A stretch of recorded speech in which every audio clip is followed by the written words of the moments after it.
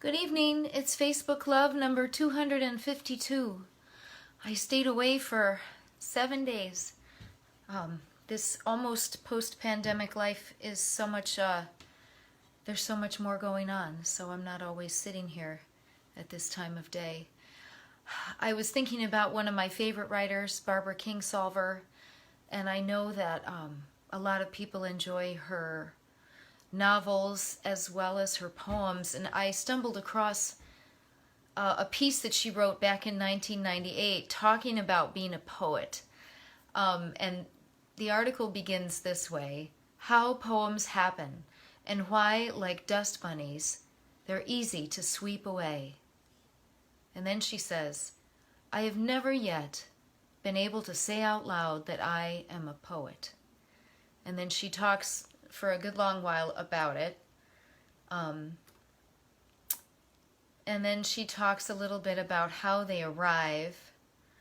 And I sort of love this little bit. So I'm going to read a few paragraphs and then share the poem that she features in this piece, because I think that it rings true for me.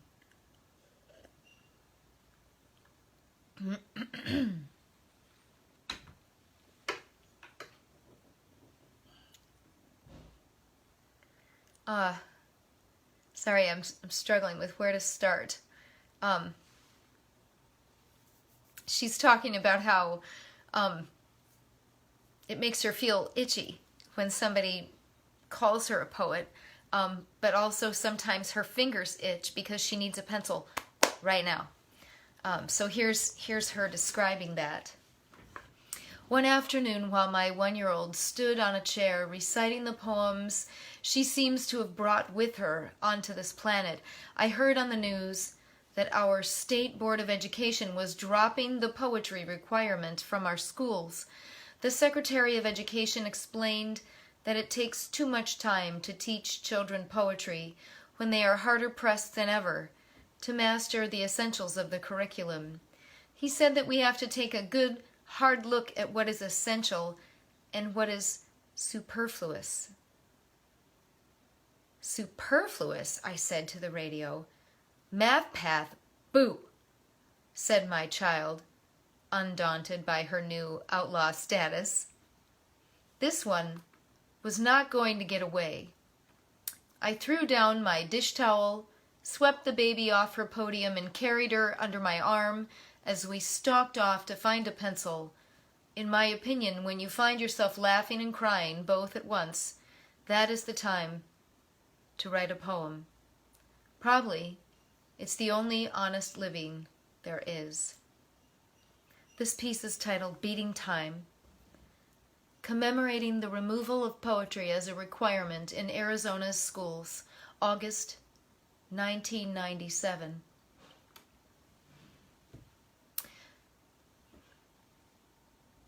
The governor interdicted. Poetry is evicted from our curricula, for metaphor and rhyme take time from science. Our children's self-reliance rests upon the things we count on.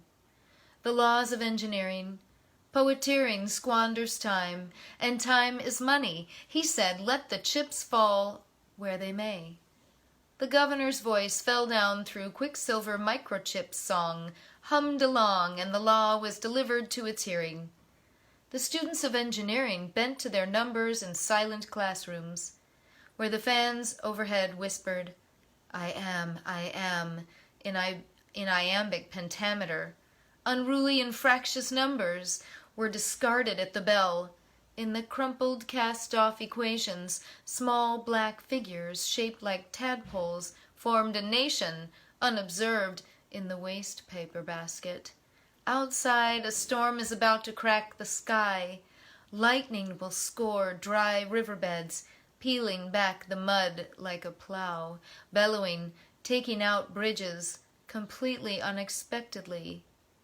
The children too young to have heard of poetry's demise turn their eyes to the windows to see what they can count on. They will rise and dance to the I am of the fans, whispering illicit rhymes, watching the sky for a sign, while the rain beats time. Beating Time by Barbara Kingsolver. I love the I am in iambic pentameter of the fans. Poems do come that way. They arrive as a photo in my brain, like a painting or a photo, or the words just start chanting in my head and I just have to get them out on the page. Or someone else's poem starts ringing in my ears the way a song does. We watched something yesterday, what was it?